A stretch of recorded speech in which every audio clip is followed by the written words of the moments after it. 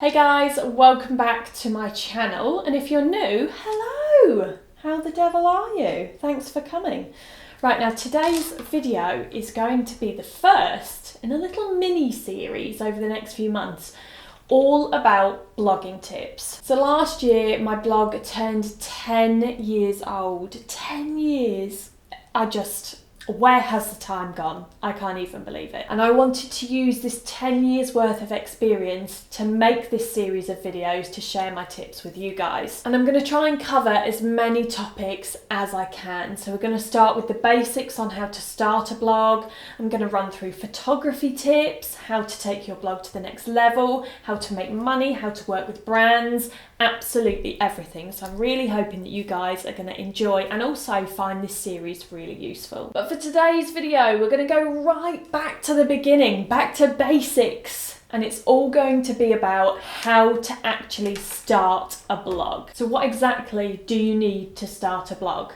Well, number one, you need to be creative. That's top of the list. If you don't have that creative streak within you, then you're probably going to struggle with this. You also need passion. You need to be so passionate about the topic or topics that you're going to be talking about. And when I talk about topics, you can choose whatever you like. I can guarantee you any topic that you think to talk about, there is going to be someone out there that is going to want to read what you're writing about. Whether it be fashion, beauty, lifestyle, travel, home, gardening, cars, trains, making beads, I don't know, absolutely anything. So for most of you, your blog will be started as a hobby. That's how I started. I worked in retail, I was a manager, I worked for Zara, and I started my blog as an outlet for my creativity that I couldn't quite express at work. Okay, so you're creative and you've got a passion, you've got an idea, something you want to talk about.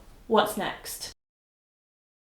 Well, you're going to need to choose your platform. Which platform are you going to blog on? Now, for me, there are 3 key platforms out there which are definitely worth thinking about. Blogger, Squarespace, and WordPress. Now, I actually started off on Squarespace and it was nothing like what it is today. It was really, really basic. The interface was not very easy to use and my website looked horrific, quite frankly. But back in those days, I knew nothing more. I didn't know that it was going to become a career, and also I relish in the fact that I started off a bit crap because it gives you room to grow. It's always good to start off a little bit crap. And then from Squarespace, I actually moved about 2 years later, I think it was, to Blogger. Now, back in those days, there was no way to migrate all of your posts if you were on a different hosting site. So all of those 2 years worth of EJ style posts on Squarespace have now been lost to the internet's black hole. I spent about 2 years on Blogger and then I migrated all of my old posts and I moved over to self-hosted WordPress. Now, if you want my opinion, I would suggest going with Blogger. The interface is very, very simple to use. It's really, really easy, very, very straightforward. There are loads of templates to choose from and you can also buy really reasonably priced templates. We're talking from about $13 off sites like Etsy. So that's a winner.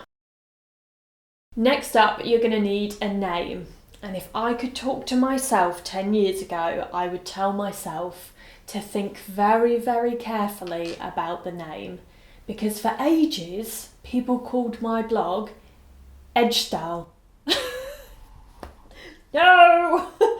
And if there's anyone out there that still doesn't know what my blog is called, it's EJ Style, which actually it's not going to be for very long because I'm rebranding as Emma Hill. So that brings me to the fact that your name is always a good place to start. It's not gimmicky, it doesn't tie you to anything specific, it's just you. And being you is the most important thing about your blog. And I know it sounds super cheesy, but be yourself is the best advice any blogger can get. Right, once you've got your platform all set up, your name is there, you are ready to go. So let's talk about equipment.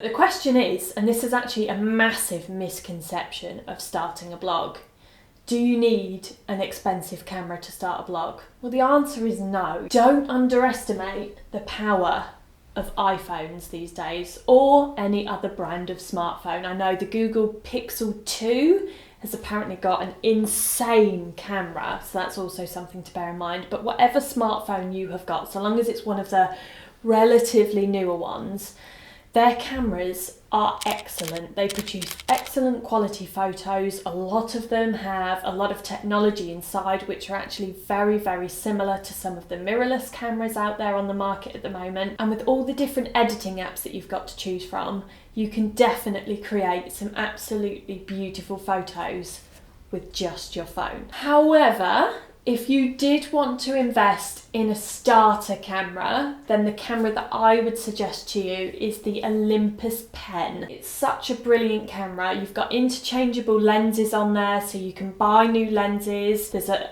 45mm lens which will get you that blurry background if that's the effect that you're looking for, and it comes in at under £500, so it is a brilliant camera to start with. Another bonus of the Pen is that it actually will connect to your phone, so via Wi-Fi you can connect it up to your phone, so you can still transfer all of your images that you've taken on the camera or videos, and you can put them onto your phone, and you can still use all of those editing apps to edit your pictures on your phone. So you don't need to go and buy Photoshop, you don't need to go and buy Lightroom, you don't need any big expensive fancy editing software. There are apps like VSCO that I use on a daily basis for all of my Instagram pictures. It's an excellent app, and you can really create some very, very nice editorial looking photos. Right, now there's something that comes hand in hand with your blog, and that of course is social media. So I would advise setting yourself up a new social handle, particularly for Instagram, which is set aside completely different to one that you have maybe for your personal life. So I would set up a brand new one, have the name tie in with your blog name so that it's all in sync with each other. It's like starting off with a fresh slate, and it's nice to keep some things private. Other social channels I would recommend are Facebook and Twitter. I believe Facebook is still the #1 social media platform, which I find so difficult to believe. I hate Facebook, if I'm being honest with you. I barely ever use it. I'm definitely an Instagram girl. Twitter is also a really good one. It's good for having a conversation. It's also a good place to have to publicise your blog post. So when you've written a blog post, you can do a coinciding tweet, and that will push that out there to the world. I wouldn't recommend starting a YouTube channel at the same time as your blog. I would probably say to do one or the other. You're either going to do a blog or YouTube, because me and Simon are full-time. Obviously I have Simon, so that's another pair of hands on board, and doing the blog, Instagram and YouTube takes up all of our time. This is not a 9 to 5, this is all day, every day. Right, so now you've got all of the bare bones that you need to start writing your blog, and now this is where the fun part comes in, because now you're going to start writing, you're going to start creating that content, start getting all those little mind farts out there. Now, when you first start out writing a blog, it is very much about trial and error. This is something that maybe you've never done before, and so it's going to take some time getting used to. You don't know how long it's going to take for you to take photos. Maybe you don't even know what you want your photos to look like yet. It's all about playing with things, having fun. Just definitely have fun. If this is not fun, it's not worth it. So you're going to be playing around with things, playing around with your imagery, playing around with your writing style, and having a little think about what things you're going to be writing about. So maybe one week you might want to do an outfit post, the next week maybe you want to do something about interiors because you've bought a new sofa. Whatever it may be, it's all about having a little play around. But the one thing that readers love is consistency. Now, I'm sure lots of you guys actually read blogs yourself. Maybe that's the reason why you've been inspired to write your own blog. And I'm sure if you think about it, you look forward to your favourite bloggers' posts going up on certain days. So at the moment, I do 3 blog posts a week, and they go live on a Monday, a Wednesday and a Friday. And so you guys know that if you head over to my blog on those days, you're going to get a brand new post, along with, of course, my YouTube videos, which are every Wednesday and every Sunday. Now, of course, if you've got a full-time job and you're just starting this blog for a hobby, 3 posts a week might seem scary as heck. Yes, don't dive in too deep. Just play with 1 a week. Maybe Sunday or Saturday becomes your blogging day, and you spend that day, you go out, do some photos, or stay in, depending on what your topic is. Do your photos, edit your blog post, write it all up, and then maybe post it the following day. And that can be your blog day. So I often equate writing a blog post to the phrase, what came first, the chicken or the egg? For me, it's what came first, the photos or the idea. So I work on 2 completely different methods. Sometimes I might feel really inspired and I might come up with an idea or come up with something that is relevant to the current time of year. Let's say, for example, if I were to do a post on winter coats. I know I want to do a post on winter coats, so I go out, I source all of the things that I need to create that post. I maybe call in some product from brands. Obviously that doesn't quite apply to you guys yet, but we will get to that in later videos, don't you worry. And I will go out and I will shoot this content to the brief that I've set myself, which is winter coats. However, on the flip side of that, sometimes I'm not feeling so inspired and I might just need to go out because I know I've got a blog post due. I might just need to go out and crack on and get some photos done, and then I will decide on the topic that I'm going to write about later. There's nothing wrong with either of these 2 methods of working, whatever suits you, or you can do what I do and mix them both up depending on your mood and depending on your level of inspiration at that point. Now, a lot of the examples that I give throughout these videos are going to be tied to my own experiences. So of course I am a fashion blogger, I've dabbled in other topics here and there, but predominantly my area of expertise, if you will, is fashion blogging. So if I use a general outfit post, for example, what is the starting point for this outfit post? Well, first of all, I've got to get together my outfit. So I have a rifle through my wardrobe. Maybe I've got a specific idea in my head. I often have a Pinterest board where I collate lots of images which inspire me. Sometimes it's colours, sometimes it's actual outfits, sometimes it's interiors which actually inspire my outfits. That might not make sense to you guys, but this is how my mind works. Or sometimes an outfit literally just pops into my head. Sometimes this happens in the middle of the night and I actually have to write it on my phone in my notes so that I remember in the morning I dreamt about a really cool outfit and I need to put that together. So once I've got my outfit together, Simon and I have a little sit down and we discuss any ideas that might surround this outfit. So a lot of the time the location where we're going to shoot this outfit will depend on the colour. If I'm wearing a really dark colour, you don't really want to go and shoot against dark railings or against a dark wall. You want it to stand out, so you want something a little bit brighter. We also have other elements to think about, so how far are we going to travel to get to our location? And the weather plays a massive part as well. That's the one thing that I actually dislike about being a blogger is the weather. It can really screw you over. So if it's raining or if it's blowing an absolute hurricane, then it's a no-go, which is very annoying, especially if, like me, if it's now your career and you've got deadlines to meet and a very tight schedule to work to. When the weather decides to change its mind, oh, it really makes me dislike Mother Nature. But once we've decided on all those other factors, we head off to shoot. Now I'm going to touch on photography in a video later on in the series, so there will be plenty more on that. But I did talk about photography kit earlier on in this video, and I just want to touch on photography briefly again now. Obviously, you need someone to operate your camera. Now for a good, I'd say year, no, it was longer than a year. How long was it? It could have actually been about 3 years, because back in the early days when I was on Squarespace, my photography was a compact camera set up on a tripod that I used to put the timer on, and I used to have to stack some cushions against the wall in our apartment where I used to take my photos against. I stacked some cushions up so that the camera had a focus point. So I basically made an Emma out of my sofa cushions. I had to then run in my outfit, which often involved absolutely hideous high heels, throw all the cushions into my kitchen and then stand and pose, which did often involve something like this. Cringe. And as convenient as that was for me at the time, it is so much easier if you can go out to a nice location and you've got someone to take your photos for you.